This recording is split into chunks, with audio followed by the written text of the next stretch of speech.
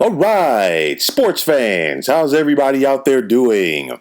William Martin coming at you one more time here on YouTube with another edition of the 300 Pounds of Sports Knowledge podcast. Now, it was not pretty today, but the New York Football Giants won their third straight game, and in the process, they took over first place in the NFC East.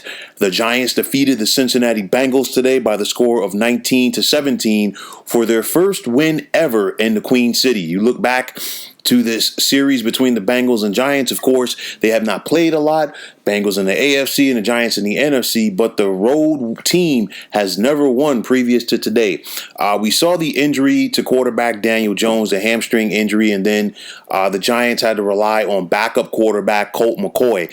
But to offset that, New York was able to run the football effectively as they had 144 yards on the ground, with 94 of those coming from veteran back Wayne Gallman. And then we saw what the defense could do as they limited this Bengals offense to just 155 yards. 4 big field goals from Graham Gano helped the Giants overcome the kickoff return in the first quarter by the Bengals. And, you know, I've said it before and I'll say it again, this Giants defensive line, they're getting better and better, and we saw throughout this game how they were able to keep, how they kept the pressure up on the Bengals, and more importantly, we saw it at the end of the game. You know, right after Cincinnati had that big punt return, and it looked like they were going to be able to get in the field goal range for the potential game-winning field goal. The presence of Jabal Sheard, the veteran pass rusher, and then of course, you know, we saw the Giants be able to recover that fumble, and then they were able to run out the clock and secure the victory. And just like this defensive line, the Giants' defense overall has gotten better as the years progressed. They've been a bend but don't break unit, but now we're really seeing this team come together. And now, more importantly, we're seeing the Giants win the close games that they were losing in September and October. You go back to the tough loss on the road in Week 2 versus the Chicago Bears. You go back to the to their loss against the Dallas Cowboys. You go back to the first game with the Philadelphia Eagles, the game against the Tampa Bay Bucks. So many close games that the Giants were right in, but they could not find a way to get over the hump.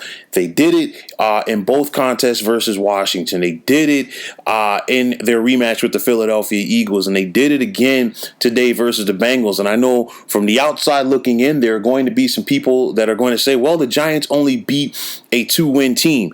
First and foremost, a win is a win in the National Football League. That's number one. Number two, the Giants know what's at stake here, and it's a situation where, hey, you just saw Washington dominate Dallas on Thanksgiving Day. You have an opportunity to go in the first place, because I really don't see the Philadelphia Eagles beating the Seattle Seahawks at home tomorrow night. Now you own the tiebreaker over Washington. 5 games left. It's gut check time. So all of the bad things that have gone against the Giants this season, now they have an opportunity to right those wrongs.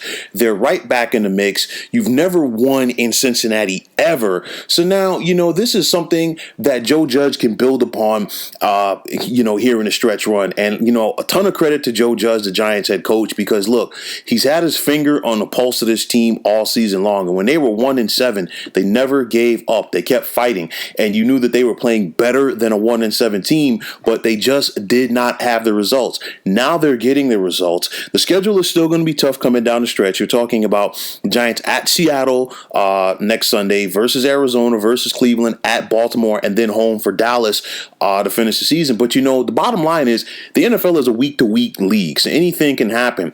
We saw Arizona lose on the road today to a sub-500 New England team. You know, the Baltimore Ravens are dealing with a lot of issues right now, so maybe you catch them at the right time.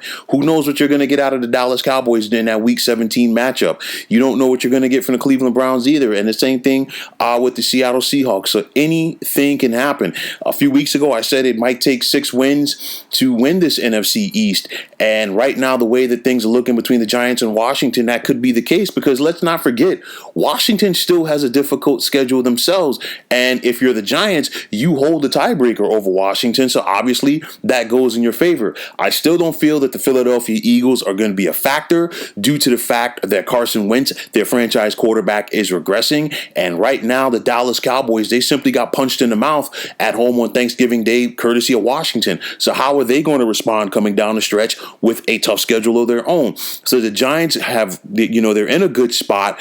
It was important for them to go on the road and take care of their business today because, the remainder of the schedule is not easy. But anything can happen in this NFL season. We don't know the extent of the injury to quarterback Daniel Jones. Hamstrings are always difficult to deal with. And if he's not 100%, I don't see the Giants rolling with him next Sunday versus Seattle. Why? Because a lot of what Daniel Jones does right now as a quarterback at this point in his career has to do with his mobility. So if he's not a full go, I don't expect him out there. It might be Colt McCoy again, and then it's going to be up to Judge and offensive coordinator Jason Garrett to get a game plan going that brings out the strengths of a guy like Colt McCoy and minimizes his weaknesses. So definitely the Giants want to go out there and try to run the football effectively again. The Seahawks have not been a good defensive team this year, so we'll have to see how the Giants make those preparations for week number 13. But all in all, a very good win for the Giants, a character-building win. This team has been mentally tough all season. They're getting better as the season progresses, and anything can happen for Big Blue coming down the stretch here in the regular season. So, folks, that is going to wrap it up. And as always, I want to take this time out to thank you for tuning into the 300 Pounds of Sports Knowledge podcast here on YouTube. I want to thank all of the subscribers out there. And if you have not already, please feel free to subscribe to this channel. Now, if you're on Twitter, please feel free to follow me at 300 Pounds of Sports. And like I always say, if you follow me, it will be my pleasure to follow you right back. There's also the sports discussion group on Facebook at the Sports Depot 365. You can check it out, drop a line, and be a part of one of the better sports debating sites going on social media. So once again, fine folks, my name is William Martin. Take care and have yourselves a wonderful day.